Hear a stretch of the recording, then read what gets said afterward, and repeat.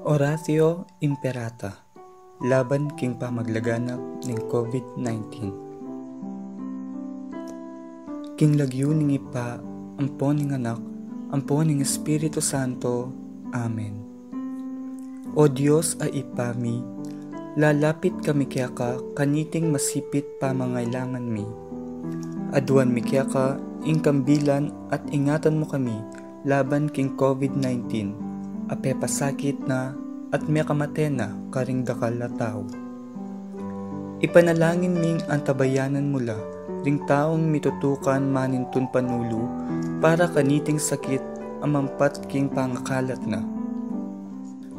Kambilan at ingatan mula, ring doktor, nurses, at ding sablang lilingap karing misalungan. Ban makasuyo karing masakit, gambening belwan at masaban. Ipanalangin mila retang miyawan na, kumayap na lasanang mamalagwa, ingatan mula retang lilingap karela. Pagkalaman mo lang alang anggang kapainawan, detang mayango na biye.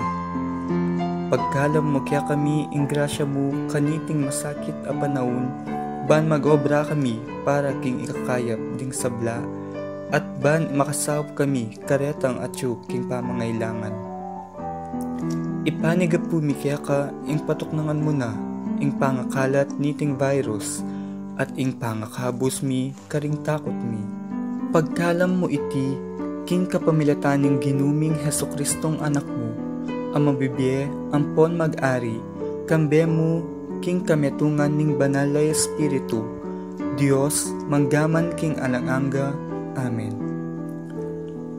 Lalam na puning kayampunan mo, magsakdal kaming magkanlong, o kabanal-banalan ay induning Diyos, emo sana pisawili ing aklismi, kaya ka king kagulangan mi, nune bagkus mo kaming ikabus king sablang panganib, o maligaya at kanwanan a Virhen.